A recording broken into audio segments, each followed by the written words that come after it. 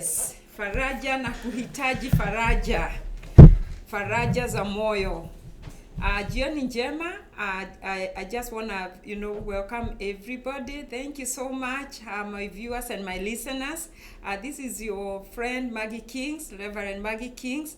I have just come to, to spend a little time with us so that we can talk to each other and celebrate because the Lord has been so good. Faraja means comfort, and I love that song because the Lady G says that I've been looking for you, Faraja. I can't find you, and things have been very tough on me. It is true. When you look for comfort and you cannot find, it becomes very difficult for you. But thank God, because He has not forgotten us and He has not left us alone. You might be there and you are saying, like Lady G, that I can't find you, Faraja. I can't find comfort. I am so, troubled in life. There are things that are not working for me. I come with good news that Jesus loves you. He still reigns. Hallelujah. He reigns. He reigns. He reigns. And He is on the throne. So today I come with good news of the kingdom to give us some life hacks, some survival skills to survive under any circumstance, the things that we go through life.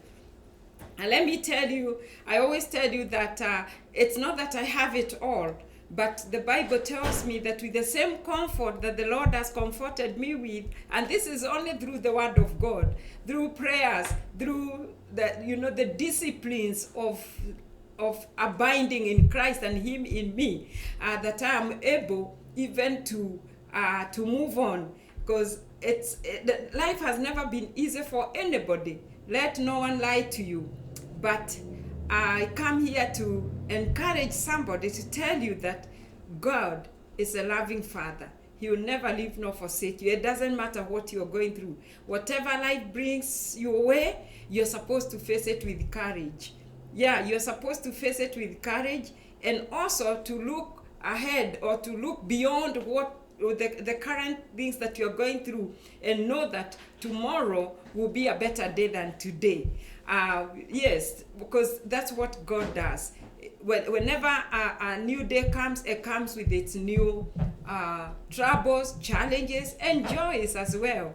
Yeah, the Bible says that weeping may endure for a night, but joy comes in the morning.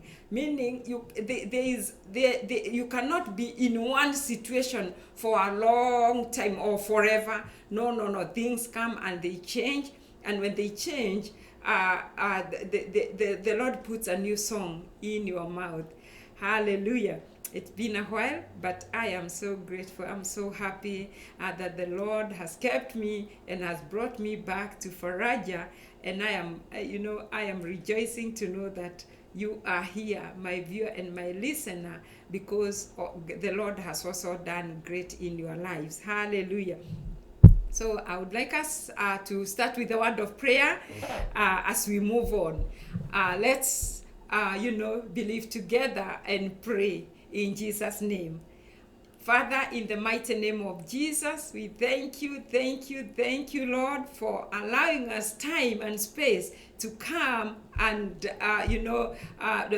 Faraja show, where we read the Bible and words of encouragement as we move on in life, oh God, drawing the strength and power from you, relying on the great teacher and comforter, the Holy Spirit of God. We thank you tonight, mighty Father, for giving us this opportunity and also for using me as a vessel, oh God. How I pray, mighty Father, that even right now I surrender my voice, I surrender everything unto you, Lord, that you take your place and speak to your people, oh God. And the word of God that that proceeds from the mouth of God, the Bible says that it will give life. For man shall not live by bread alone, but by every word that comes from the mouth of God. Though I speak it as your servant, this word, Almighty Father, may it be empowered by the heavens. May it be empowered by the Holy Spirit of God. Make it life and cause it to be a rhema word in the lives of your people. There be one that is suffering, that one that is in pain, or one that is oppressed in any way. May it bring life in the mighty name of Jesus. Father, I thank you and I honor you tonight. In the mighty name of Jesus, we pray. Amen. Once again, this is Rev.Maggie Kings, pastor with GOC, Gospel Outreach here in Seattle, Washington, and under his lordship, Ambassador Bishop Isaac Ndegwa, my bishop, whom I honor so much. I serve under him, and great things the Lord has done in our midst in the GOC Commission. And today I'm grateful even to have an opportunity to come and serve the Lord even this way in the name of Jesus. So welcome once again. I love you. Jesus loves you. Amen. Hallelujah. So today I've been doing some study, and I found out that just like we do in healthcare, we do some skills. We train ourselves in a way to give us, knowledge in a particular field, so that when you start doing something, you do it in perfection. How many of us know that God loves perfection even when we are serving Him? And that is why you never. Learning or training ourselves should never come to an end. Even in exercising our faith, the Bible says that we should exercise our faith, or we should work out our faith with fear and trembling. Can you imagine that faith is something that's like an exercise? You work it out. Exercise your faith. How do you exercise your faith, by the way? It is by doing things that your body, your mind, or even people think that they are undoable. Because our God is an expert in extraordinary, in supernatural. He does things for His people that are beyond imagination, that are beyond ability, that are beyond education, that somebody that has never even gone to school can be used by the Lord to perform a miracle. Or when they pray, something happens. That's because they exercised their faith and they trusted God, and they stepped into something by faith. Exercising your faith, it is to take a step of faith into doing something that is beyond ordinary, and when you set out to do it, things happen miraculously, things that you cannot explain how they happened. So it's good, and it's always good to exercise our faith. It is in order to exercise our faith. Hallelujah.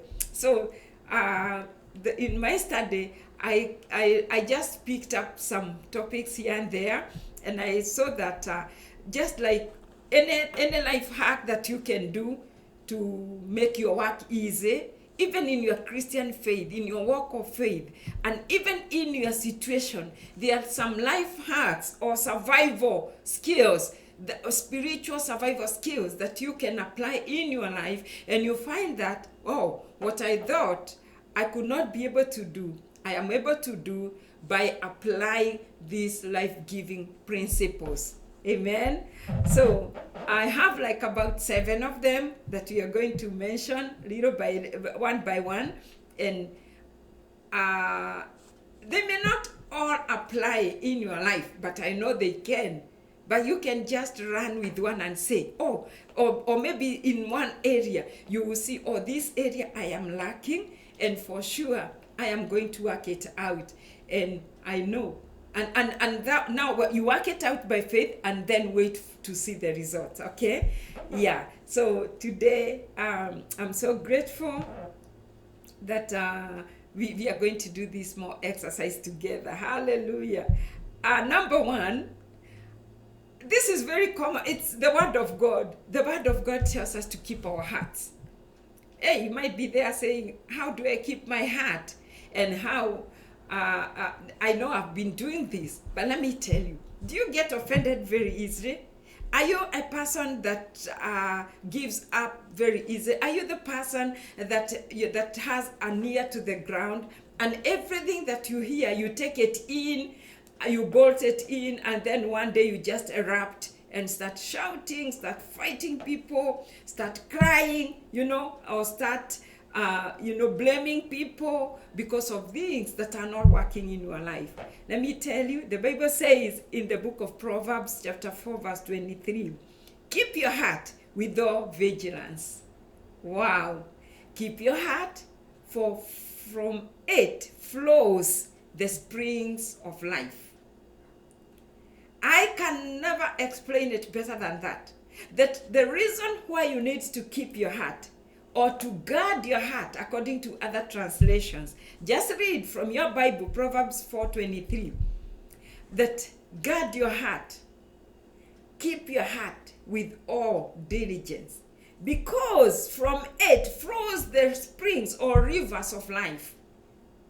To live the life that God has for us, we must live with an open heart. Let me tell you, some people keep things to themselves. They are so bolted up that even getting something out of them, it's like squeezing blood from a fly.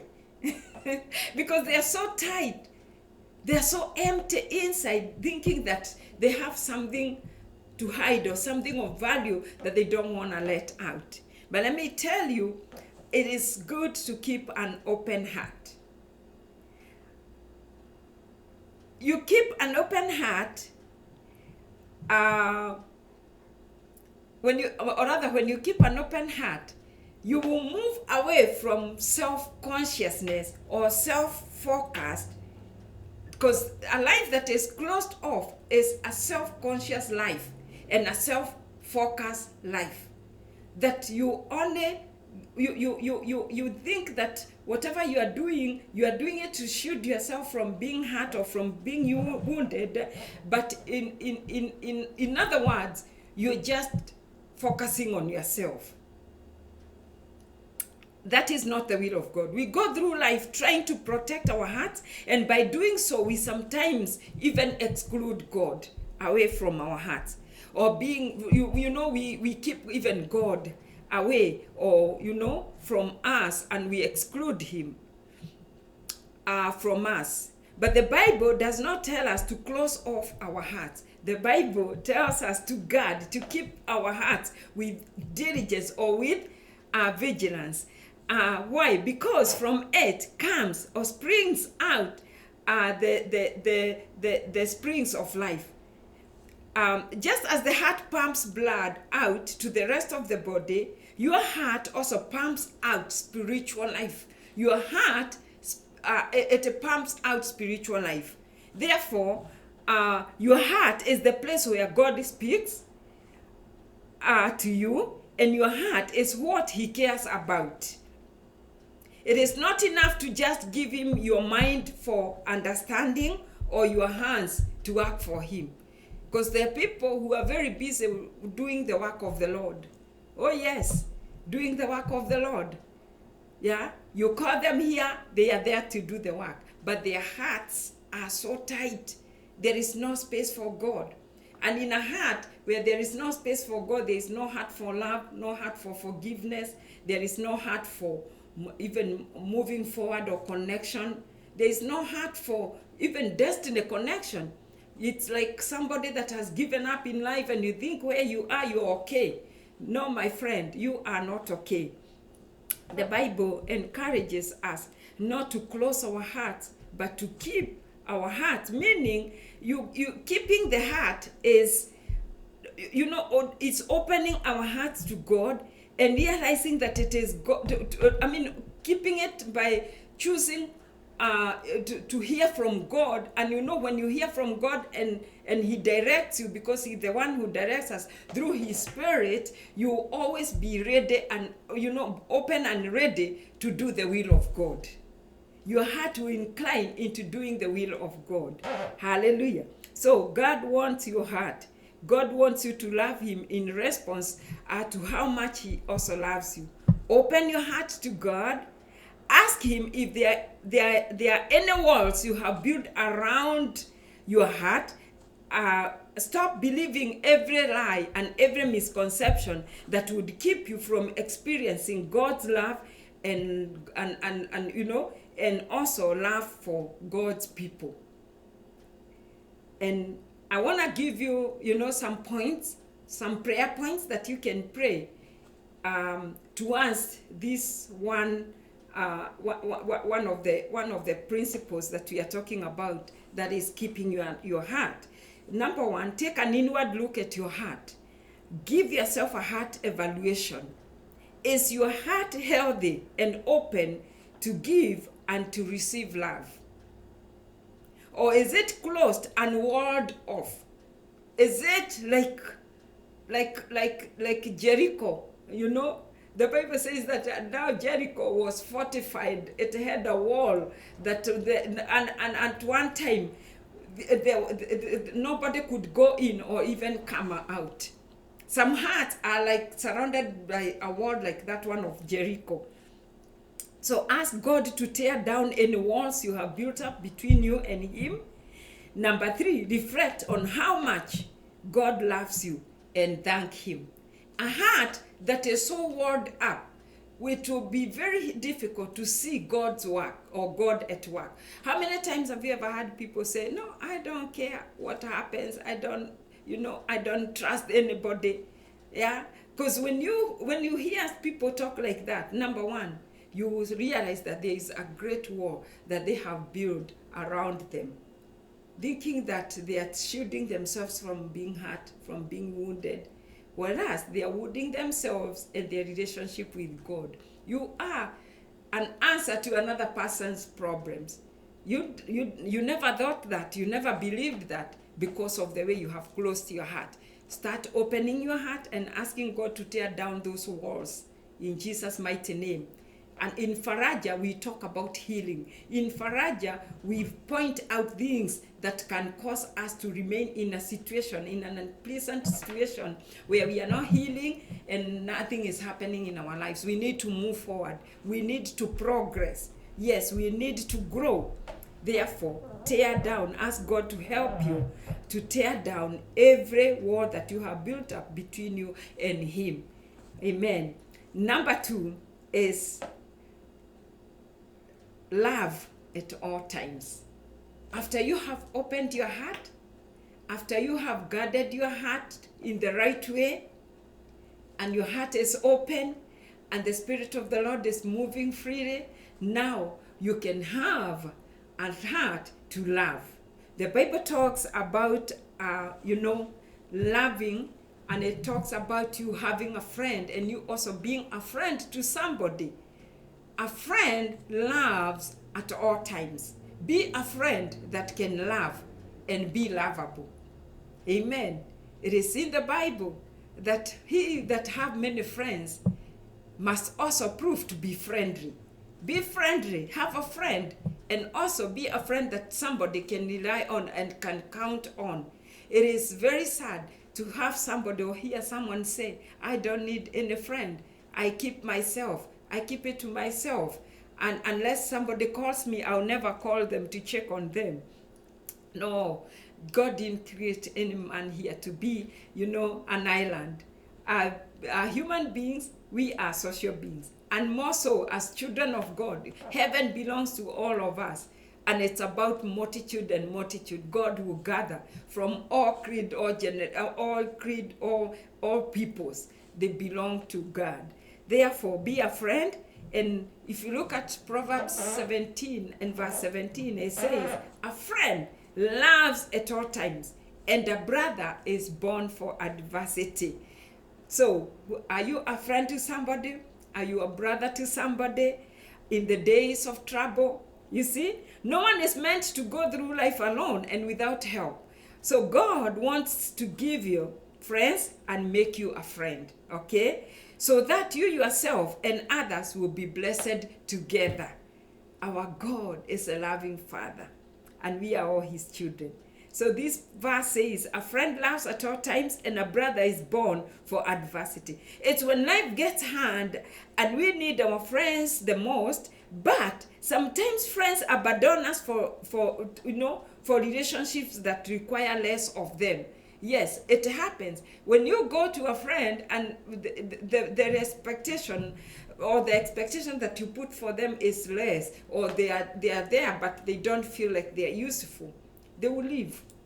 Have you ever had friends that you no longer see around you? You made them less useful. You never confided with them, you never called, you never, created time for the friendship. So somebody will feel unwanted and they will leave. Because a brother is born for adversity. Adversity it doesn't need to be something so big, but everyday life, we get irritated here, we get a joy there. You need to share the joys, the little victories here and there that happens, and laugh it off even when something bad has happened. You need somebody you can call and, hey, you know what? Something, this and this happened to me this morning, and then you laugh it off and move on with life. So when friends feel that they are less wanted, they just leave. But sometimes friends will abandon us for relationship. But we know that God sticks with us through life trials. God sticks with us even when we are sinful. God sticks with us even when we make bad decisions. He is that God is our friend, and God never leaves us, and he doesn't want us to be the kind of friend that leaves when things get hard. God, just as he loves us, just as he sticks with us even when we are sinful. The Bible here is talking of this friend who loves at all times, this brother who is born even for adversity. Adversity means even when you are not being yourself, even when you are not being kind to them, he will still stick. He will still stick. Our God will stick with us. He is like that one who sticks closer than a brother according to the scripture. So God shows us, he is a good example of us. He shows us how to be friends and love through thick and thin. And he empowers us to love the friends he has brought in our lives. How many of us know that every person that comes your way is brought by God? God is the one who connects us with good people, with the friends that can love us, that can come to our rescue even when we need them.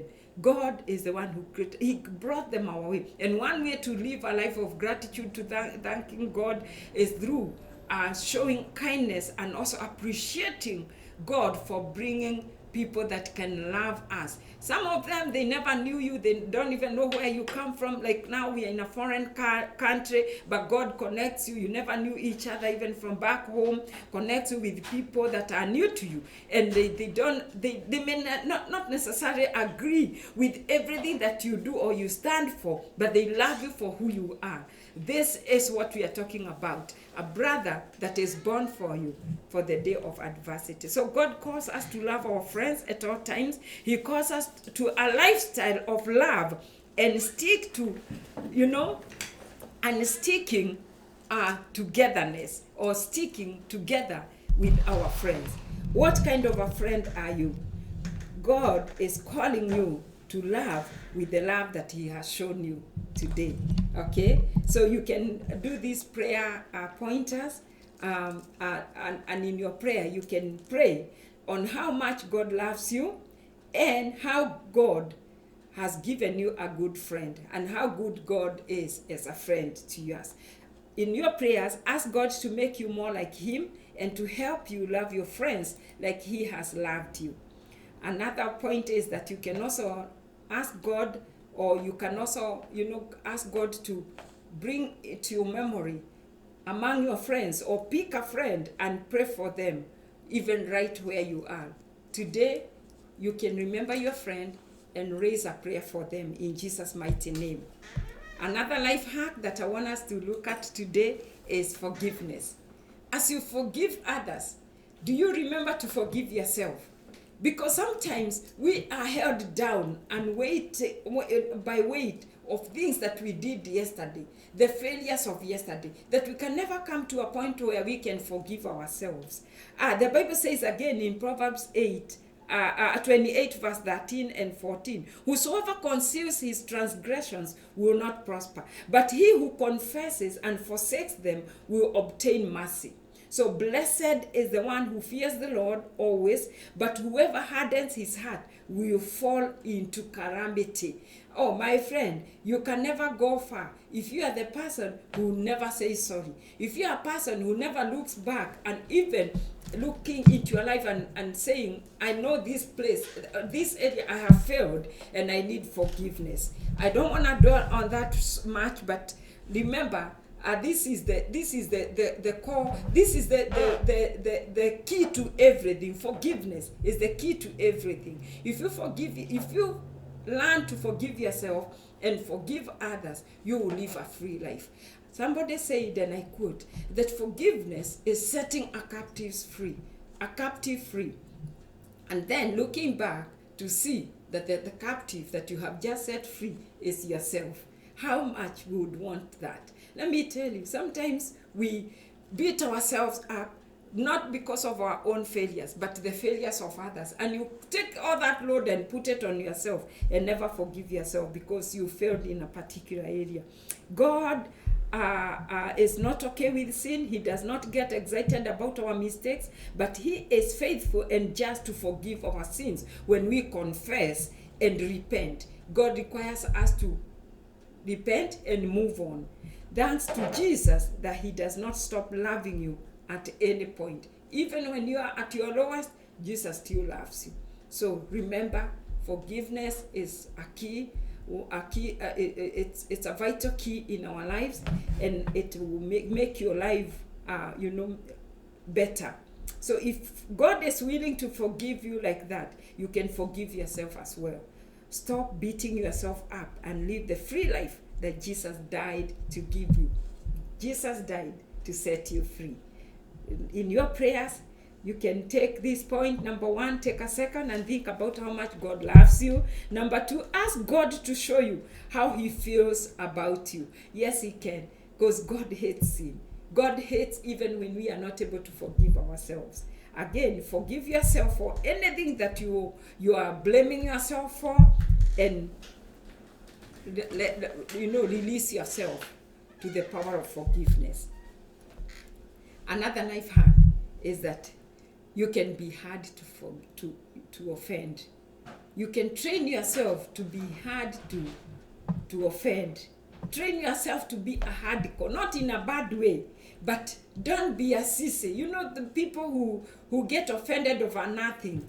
Something small and you are offended. Something small and you are down. No. Let me tell you, God's sense makes one slow to anger, or good sense makes one slow to anger, and it is his glory to overlook an offense. That is according to Proverbs 19 verse 11. Again, let me quote this scripture. It says, good sense makes one slow to anger, and it is his glory to overlook an offense. Yes, you can overlook an offense. Sometimes people say things with an intention to hurt you or to wound you, but why not take it with a smile? Like, I know you wanted me to feel bad about that, but I choose not to. I choose not to. And sometimes you can even joke over something that somebody said, and you knew for sure that it was meant to hurt you, but you take it with no offense. I take it with no offense, because good sense or good humor makes one slow to anger. Okay, it's good to be of your right mind and to be somebody that are in their right senses.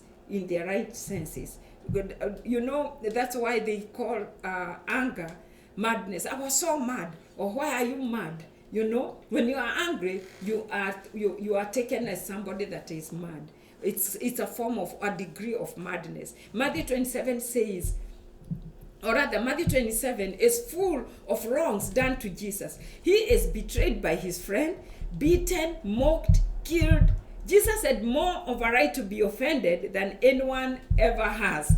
Okay? But Jesus saw past those wrongs to the heart of the people who wronged him. He saw past he saw past exterior and found within him. He saw past the exterior and found within him the courage, love, and strength to pray. Amen. Things that were done for him without did not affect what is within. Remember, we started by guarding our hearts. It did not affect him. He still had power and strength to pray. So, and what did he pray? He said, Father, forgive them, for they know not what they are doing or what they do, according to Luke 23 and verse 34. Instead of taking the opportunity to be offended or desire revenge, Jesus chose mercy. He chose grace and forgiveness. Today, my friend, you can choose like Jesus, because you are a child of God. You are empowered by the Spirit of God, and you can live the kind of a life that Jesus lived, a life of forgiveness, a life of letting go. There are things that we have gone through in life, and some are very, very painful experiences that people have done bad things to other people. But we still afford to smile, because you know that God has forgiven you, and you can only let go. Because whatever was done, the damage was done. But the fact that you are left standing, it tells you, now exercise that which the Lord has given you, forgiveness. I always choose to forgive my offenders. So if we want to live life that God has for us, we have to look to Jesus as our example. Looking unto Jesus, the author and finisher of our faith. Look at what he went through. Compare what you are going through with what he went through. And when you try to compare, okay, you will say he was God, but you have the Spirit of God in you. So by anger and by resentment, what will you gain? You can only gain when you forgive. Because when you forgive, you are accounted as a righteous person. I am telling you, you are counted as a righteous person, and you draw nearer to God. Blessed be the name of Jesus. So you have the ability to choose how you respond to others. Your emotions and actions do not have to be dictated by the sinful actions of others. Remember, the person who does bad, especially the people who kill, what does the Bible call them? Murderers. So you and a murderer, what do you have in common? What do you have in common? You see, you and those people who inflict pain to other people, you and a thief who stole your money. Like we have people who have stolen, have taken things away from us. You are not a thief. He or she is the thief that took things from you. So by anger, you are like becoming one with them. Because remember, everybody that you join with, even in anger, in repeating over and over what they did to you, you become one. So you and the one, it's like we have a saying in our mother tongue that he who runs and he who runs after them. Like if you are chasing somebody, the one that you are chasing is getting tired, and you will also get tired. Yani mutengerio na mutengerania gutiri utanogaga. Meaning, if I harbor resentment and anger and hatred in my heart because of somebody that did something very bad to me, me and him, we are the same. I want to forgive so that I can release myself even from the sin they did. We have nothing in common. Remember, and this is a very, very powerful statement, that you have the ability to choose how to respond to others. Your emotions and action do not have to be dictated by the sinful actions of others. Choose humility and love over anger and payback. Yes, because when you are pushed by anger, you will be bloodthirsty. You will cry for revenge. You want somebody to feel. You want to hurt somebody so that they can feel. No, if not how you're feeling, worse than you're feeling. May God really help us. Think about how an offended and forgiving God is to you despite your actions. This is in your prayers. Number one, think about how unoffended and forgiving God is for you despite your actions. Number two, ask God to make you a more forgiving person. And number three, consider whether or not there is anybody you have something against, and if so, forgive them. Forgive them. I know it is not easy, but the impossibles with men are possibles with God. It is not in your strength. Ask God to help you. Ask God to help you. Amen. So, another thing that you can also take on and learn as a skill is that if sinners entice you, do not consent. Do not consent into entering into sin or into entering into unions that will bring you to sin. The Bible says in Proverbs 1:10, my son, if sinners entice you, do not consent. Today, I come to you as a preacher of the word of God, and as as your brother, as your sister, to tell you, do not consent to sin. Do not consent to sinners. So it's not always easy to follow Jesus. Even if you want to follow Jesus, all kinds of distractions can seem to get in the way. There are a lot of things. There are friends, sports, whatever. Name it, work, so many things. Your phone even. So it's difficult enough to make following Jesus a daily priority. Having friends that don't help you follow Jesus makes it even harder. Having a workplace where Jesus is not glorified does not make it easy either. So this is something that it's a matter of your heart again. By guarding your heart, often in life we will be faced with this decision. Is it either to follow Jesus or follow along? The Bible says in Romans 12, do not conform into the patterns of this world, but be ye transformed by the renewing of your mind, so that you can prove that which is good and pleasing and perfect will of your Father, your God. So it is something that it's within your power, to say yes or no. Okay, so don't rob yourself of the life that God has for you simply by giving in to people that are looking for somebody else to, don't rob yourself of the life that God has for you simply by giving in to people looking for somebody else to what is wrong with them.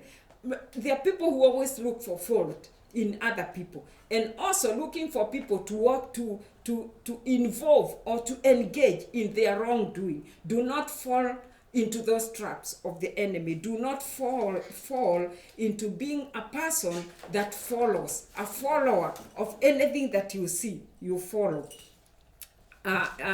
This is a matter of guarding our hearts again, and also, saying no to any enticement of sin. In our prayer, in your prayer in this area, number one, you can take a moment to reflect on decisions you've made to follow along instead of follow Jesus.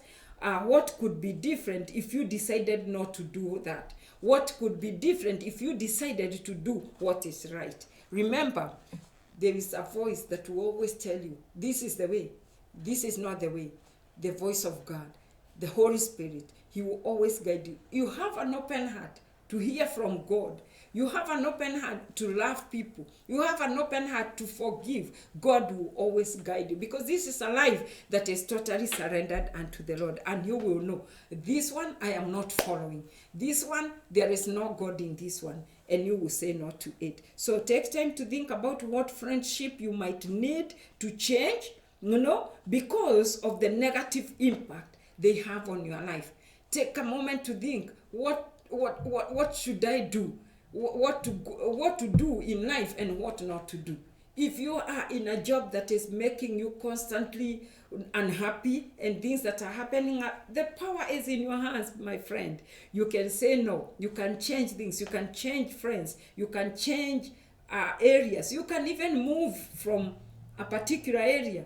Because if you cannot change things around you, you can change yourself. You can change. You can make changes within yourself and within the environment that you want to live or you want to live. Okay? So may God help you.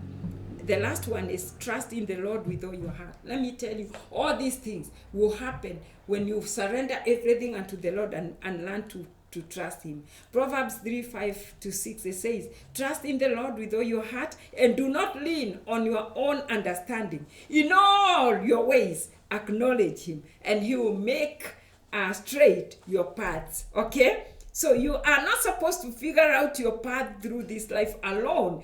God will guide you throughout all the twists and turns of life. He will protect you and take care of you. He will lead you to a life of freedom and purpose, greater than any life that you could ever carve out yourself. So today, learn to surrender to God. Learn to, in everything.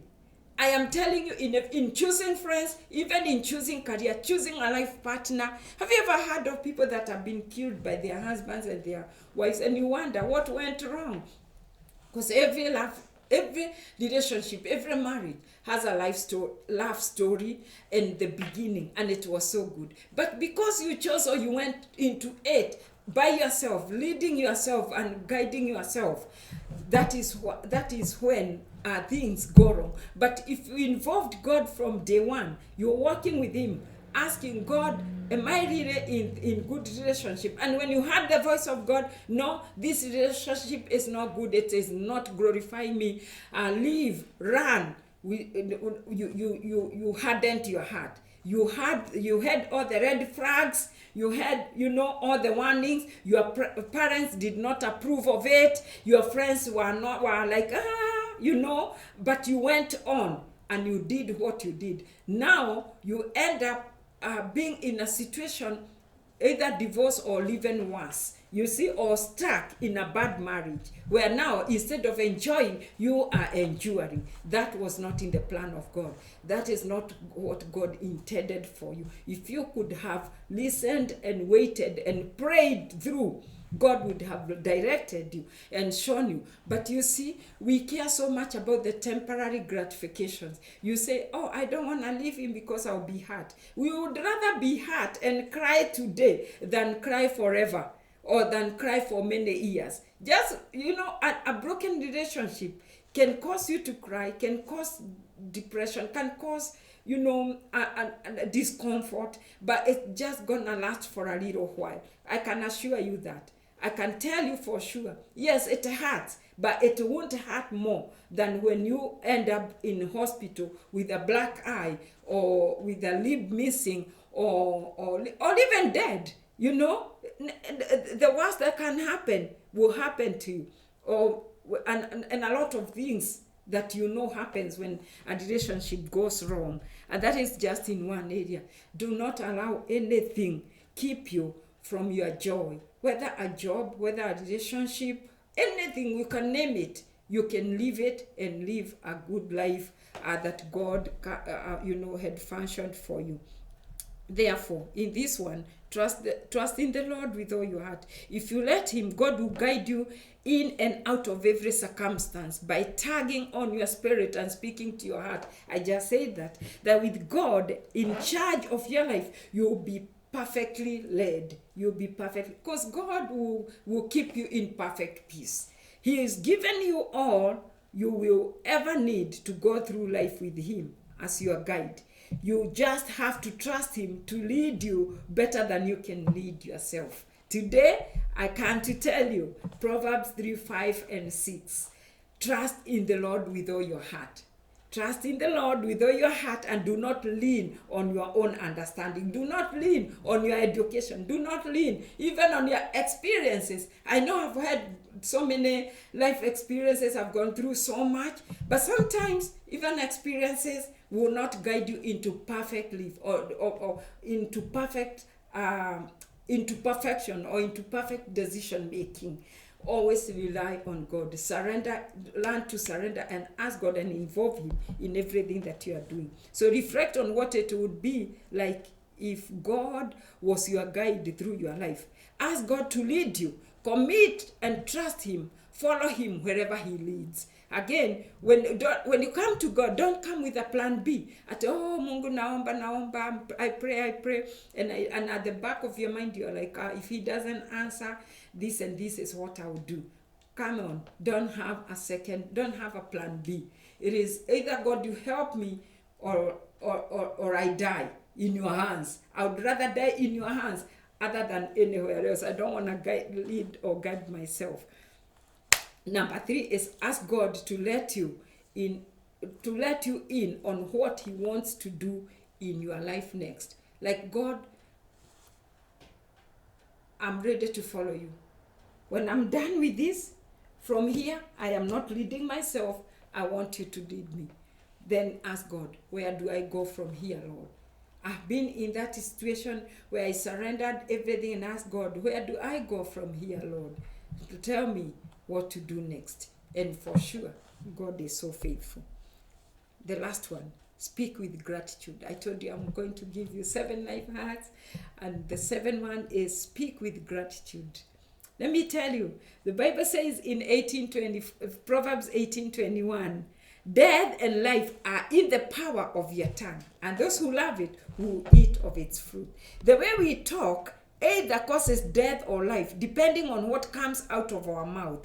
So this Proverbs 18:21 says, death and life are in the power of your tongue. The power of your tongue. And those who love it will eat its fruits. Okay? Speaking negatively causes hate and pain, while speaking words of love and kindness,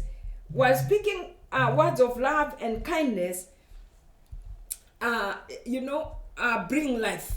If we will choose to cut out negative speech and talk with love towards each other, we can make life much, much better. What would it do for your emotions and perspectives to speak positively? That's a question for you. What would it do for you? How would you feel when you express thankfulness about your life instead of negativity? There are people who always see the other side of the coin. You tell them, let's do this, they are full of what if it fails? What if this and this happen? What if somebody dies? What if I get sick? What if, and they will never do anything because they're never grateful about the life that God has given them. What if I divorce? What if tomorrow he doesn't like me? So they close up their life. They'll never open even to love. They'll never get married because what if he divorces me? What if he beats me? I mean, they're so full of what if. They will never, take the progress in life. Let me tell you, you don't have to speak negatively about life and also about other people. Instead, speak with gratitude. Speak with gratitude and love. Choose to speak with gratitude today and get rid of the speech that robs you of experiencing the life that God has for you. If you are a person who always see bad things happening, you will never live a happy life. You will always be seeing things, monsters in your life. You're full of seeing bad things, 3-headed animals, because you never see anything as it is. Let's be even in our speech be full of grace and full of love and positivity. See things, even if somebody is showing signs of not being okay today, remember there is a God who changes people's lives, and always speak with gratitude. Speak with gratitude and speak with love. Today, in your prayer, think for a minute about what your life would look like if you just spoke differently. Change the way you speak. Change the way you see things. Change your perspective and your opinions about people. And thank God for 3 things that he has done in your life. A song says, count your blessing one by one, and you will see how God loves you. Today, I just want you to count 3. Just 3 blessings in your life, and you will see the goodness of the Lord. As I conclude, I want you to text somebody and let them know you are thankful for them. This is an exercise that I have done many times, that when I want to be grateful, I want to show my gratitude through the people that have have been there for me in my life. And I'll just take that phone and text a message of gratitude, just thanking somebody. I just want to thank you for how much you mean to me. Therefore, I want you to do this exercise as a sign of gratitude in Jesus' mighty name, and your life will be blessed. May the Lord bless your life with bountiful, joy tonight in the name of Jesus. May the Lord come through for you. May, as you open your heart to Him, and even as you love and acquire a friend, if you have not been having a friend, open to friendship. May the Lord help you even and bless you even as you forgive yourself and forgive others, and also as you learn to release any form of resentment and also being hard to offend. Take up, your life in another level and say, from today, even if I hear, I will not take it in. I will hear through this ear and I will let it out on this other. I'll be so hard to offend. I have heard many people talk about me or my loved ones in very funny way. But today I can laugh at all. Let me tell you, me, I'm one person that's not really easy to offend. And it is a choice that I made. I'm not really easy to offend. Sometimes I get irritated or agitated about something, but immediately I'm like, hey, what am I doing? Why am I letting this one in? Oh, this one is the kind I'm that. There is a Kikuyu saying that Shosho told me many years ago. Goma itore kaganego de jero. I don't know how to interpret that, but I know that if you harbor resentment, it's like you are enticing the enemy. You are enticing the devils, because he was saying if you welcome the devils and do a barbecue for them, they will find a place in your house. They will always be coming there. So I don't do that at all. I would ask God, like, immediately I realize that I am annoyed, I am agitated, I'm getting angry. I won't allow myself to go that far. Immediately I'll realize and I'll hear the voice telling me, remember who you are. Remember, you don't have place for garbage. Because remember, the much garbage you allow in, garbage out. I am a minister of the gospel. I am a minister of healing. I am a minister of comfort. No matter who does what in my life, I will release them at no cost at all. And I'll still remain who I am. You can do the same. May the Lord bless you tonight as you learn even to be hard to offend. And do not consent to sin. Trust the Lord with all your heart. Speak with gratitude. Dear Heavenly Father, I thank you for my viewer and for my listener. Tonight, oh God, it's a lot that we have discussed here, Lord. But I pray that they will not just live without one word that you have spoken right into their spirit, and that will change their life, oh God. Just as you have done it in my life, Lord, I give as you have given unto me. I pray, mighty Father, for healing starting from now, in the mighty name of Jesus. In any area of defeat of my viewer, of my listener, how I pray tonight, oh God, that you are coming through for them. Above all, Lord, I pray for my viewer and my listener who has not committed their life to you. From today, mighty Father, they can make that decision. Because, Lord Almighty, unless you build the house, those who build it according to the word of God, they work in vain. And now, unless you are the director of somebody's life, these things cannot be a reality. How I pray, Jehovah God, that you will heal them, even by forgiving their sin as they surrender to you. In the name of Jesus. If you are there, my viewer, my listener, and you want to join this big family of God, you want to surrender your life, you can use this platform to surrender your life to God. Wherever you are, in the name of Jesus, let me pray over your life right now. Father, I pray for ye that want to surrender their life to you right now.